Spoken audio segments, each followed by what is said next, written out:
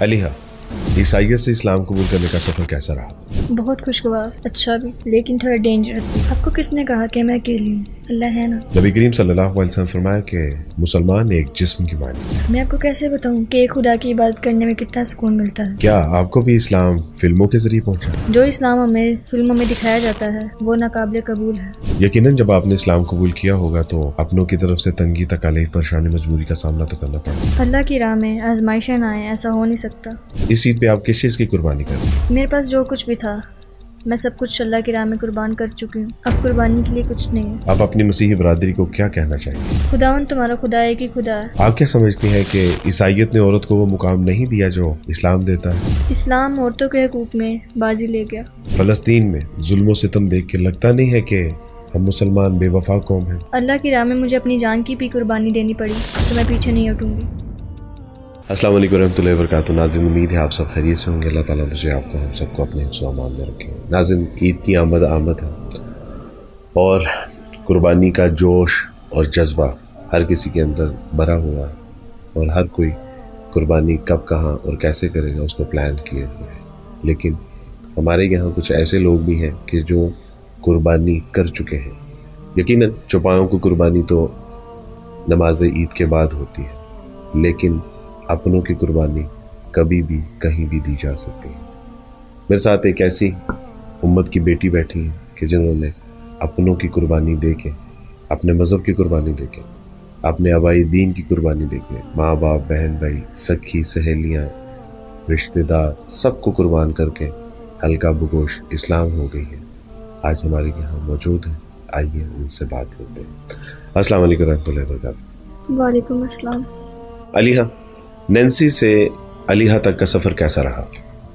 Nancy سے علیہ تک کا سفر بہت اچھا رہا، خوشگوار بھی رہا، اور یقیناً ہر وہ قدم جو اللہ کی رضا کے لیے میں نے اٹھایا وہ بابرکت بھی رہا میرے لیے اور خوشگوار بھی ثابت ہوا۔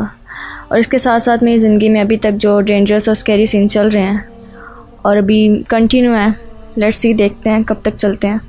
علیہ، کہاں تک پڑھی ہیں آپ؟ I am student of the FA۔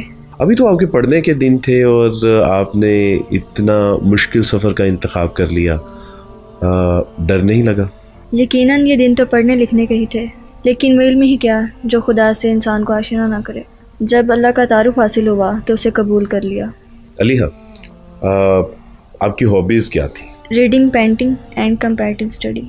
اچھا، ماشاء اللہ۔ اپنے آنے والے مہمانوں سے ہم یہ تو پوچھتے ہیں کہ آپ نے اسلام کو کیسے پایا، لیکن آج میں آپ سے یہ پوچھنا چاہتا ہوں کہ آپ نے عیسائیت میں ایک عرصہ گزارا ہے، لیکن آپ نے عیسائیت کو کیسا پایا؟ یقیناً میں عیسائیت میں پیدا ہوئی، پڑھی لکھی، بڑی ہوئی اور ایک عرصہ گزرا میرا، اور جب تک اسلام کے بارے میں نہیں جانتی تھی ہمارے لیے عیسائیت ہی بہترین مذہب تھا۔ لیکن جب اسلام کا مطالعہ کیا تو میرے نظریات تبدیل ہو گئے۔ مثلاً آپ کیا سمجھتے ہیں کہ اسلام نے وہ کون سے حقوق دیے ہیں جو عیسائیت دینے سے قاصر ہے؟ بہت ساری ایسی باتیں ہیں جس میں سے میں ایک آپ کو بتاتی چلوں کہ جو عورتوں کو حقوق اسلام میں حاصل ہیں وہ شاید عیسائیت میں کہیں بھی نہیں ہیں۔ اگر میں آپ سے عرض کروں کہ آپ عیسائیت کے عقائد کو کس نگاہ سے دیکھتی ہیں تو آپ کیا کہنا چاہیں گے؟ عقائد کے حوالے سے تو عیسائیت کی پوری شکل ہی تبدیل کر دی گئی ہے۔ مثلاً جیسے کہ مسیح علیہ السلام خدا کے نبی تھے، اسی کو ہم نے بیٹا بنا دیا، اور پھر ہم یہاں پہ نہیں رکے، ہم نے اسی خدا کے بیٹے کو خدا بنا دیا۔ ہاں، یقیناً مسیح علیہ السلام متعدد بار اور بار بار فرماتے ہیں کہ خداوند تمہارا خدا ایک ہی خدا ہے، لیکن ہم نے تو مسیح علیہ السلام کو یہ ٹائٹل دے دیا کہ actually Jesus is the God. یقیناً اس وقت مسیحی تعلیمات کو تبدیل کر کے رکھ دیا گیا۔ آپ نے سچ کہا۔ میں اگر آپ سے یہ پوچھوں کہ اسلام کی طرف آنے کی بنیادی وجہ کیا بنی تو آپ کیا کہنا چاہیں گے؟ الحمدللہ، اسلام سارے کا سارا خوبصورت دین ہے۔ یقیناً اس میں عقیدہ توحید ہے۔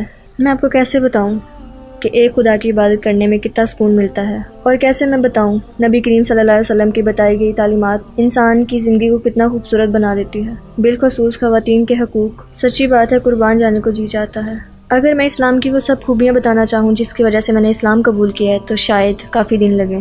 کیا آپ حیران نہیں ہیں کہ جس اسلام کی آپ خوبیاں بتا رہے ہیں وہ معاشرے میں آپ کو کہیں کہیں نظر آتی ہیں؟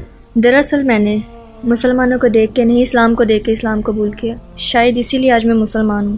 علیہ، جب آپ عیسائی تھیں تو اسلام کے بارے میں آپ کی کیا تصورات تھے؟ حقیقت میں اسلام ایسا نہیں ہے جیسا ہمیں فلموں میں دکھایا جاتا ہے اور بتایا جاتا ہے۔ بلکہ اسلام تو کائنات کی سب سے بڑی نعمت ہے کہ جس سے آج مسلمان بھی ناآشنا ہوئے پڑے ہیں۔ یقیناً اسلام قبول کرنے کے بعد مشکلات نے زندگی کا گھیراؤ تو کر لیا ہے۔ کیا کبھی ایسا خیال آیا کہ کاش میں نے اسلام نہ قبول کیا ہوتا تو آج ان مشکلات کا سامنا نہ کرنا پڑتا؟ یہ تو کچھ دنوں کی مشکلات ہیں جو ایک دن انشاءاللہ ختم ہو جائیں گی۔ اگر اسلام کے لیے مجھے اپنی جان کی قربانی بھی دینی پڑی تو میں اس سے پیچھے نہیں ہٹوں گی۔ اللہ اکبر۔ اللہ سبحانہ تعالیٰ آپ کو استقامت عطا فرمائے اور اللہ سبحانہ تعالیٰ آپ کے لیے بہت عافیت اور آسانیاں پیدا فرمائے۔ آمین۔ سوشل میڈیا کے اوپر بھی مسیحی برادری میں کافی غم و غصے کا اظہار کیا جا رہا ہے اور آپ کی کریکٹر اسیسینیشن بھی کی جا رہی ہے، اس کے حوالے سے آپ کچھ کہنا چاہیں گے؟ یقیناً میں نے عیسائیت چھوڑ کے اسلام قبول کیا ہے۔ اپنوں کو دکھ تو ہوگا، حق کے راستے پہ چلنے کی وجہ سے لوگوں نے مریم کو بھی نہیں چھوڑا، میں تو پھر ان کی ایک ادنا سی غلام ہوں۔ یقیناً آپ نے سچ کہا کہ حق کے راستے پہ چلنے کے سبب آزمائشیں تو آتی ہیں۔ اللہ سبحانہ تعالیٰ سے زندہ قرآن احسب الناس ان یترکوا ان یقولوا آمنا فہم لا یفتنون کہ کیا لوگوں نے یہ سمجھ لیا ہے کہ محض یہ کہنے کے اوپر کہ ہم اللہ پر ایمان لائے چھوڑ دیے جائیں گے اور آزمائے نہیں جائیں گے؟ تو یقیناً یہ آزمائش آتی رہیں گی لیکن زیادہ دیر ٹھہریں گی نہیں، کیونکہ میرے اللہ سبحانہ تعالیٰ انسان کو آزمائش میں ڈالتے ضرور ہیں لیکن چھوڑتے نہیں۔ بے شک۔ اس عید قربان پہ آپ کچھ قربان کر رہی ہیں؟ اب تک میرے پاس جو کچھ بھی تھا سب اللہ کی راہ میں قربان کر کے یہاں پہ بیٹھی ہوں۔ جیسے کہ آپ جانتے ہیں کہ عید قربان کی آمد ہے اور اپنوں کے بغیر عید گزارنے کا کبھی تصور کیا تھا؟ آپ سے کس نے کہا کہ میں اکیلی ہوں؟ اللہ ہے نا، آپ سب ہیں نا، امت مسلمہ ہے نا، پھر میں کہاں اکیلی ہوں؟ جی بے شک، رسول اللہ صلی اللہ علیہ وسلم نے فرمایا تھا کہ امت مسلمہ ایک جسم کی مانند ہے کہ جس کو ایک جگہ تکلیف ہوتی ہے تو پورا جسم اس تکلیف کو محسوس کرتا ہے۔ بارک اللہ فیکم۔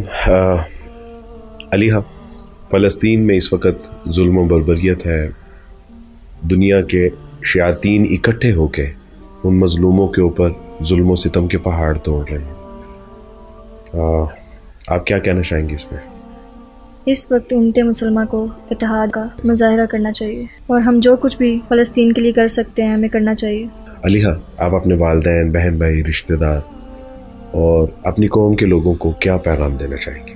میں اپنی قوم کے لوگوں کو یہی کہنا چاہوں گی کہ پوری کائنات کا خالق و مالک ایک ہی ہے، اللہ، اور مسیح نے بھی یہی فرمایا تھا کہ تمہارا خدا و خدا ایک ہی ہے، یہی ہماری کامیابی کا واحد راستہ ہے۔ امت مسلمہ کے لیے کوئی پیغام دینا چاہیں گے؟ اسلام اس کائنات کا خوبصورت ترین تحفہ ہے، اگر ہم اس کی قدر نہیں کریں گے تو اللہ اسے ہم سے چھین لے گا، لہٰذا اس کی قدر کیجیے۔ علیہ، زندگی کے کبھی کہیں بھی کسی موڑ پہ کوئی تنگی، تکلیف، پریشانی، مجبوری کا سامنا کرنا پڑے تو اللہ سبحانہ تعالیٰ کی توفیق سے مسلمان آپ کے ساتھ کھڑے ہیں۔ بارک اللہ فیکم۔ ناظرین، میں اکثر کہا کرتا ہوں کہ بعض لوگ ہمارے بعد میں آتے ہیں لیکن آگے نکل جاتے ہیں، اور یہ سارا کمال اسلام کا ہے۔ اسلام کے ساتھ جو بھی منسلک ہوتا ہے اللہ سبحانہ تعالیٰ اسے کمال عروج عطا فرماتے ہیں۔ ایک شاعر نے کیا خوب کہا تھا کہ جب تک بکے نہ تھے تو کوئی پوچھتا نہ تھا، تم نے خرید کر ہمیں انمول کر دیا۔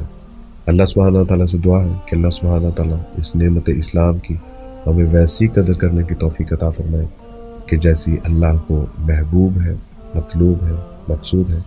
بارک اللہ فیکم۔ السلام علیکم ورحمۃ اللہ وبرکاتہ۔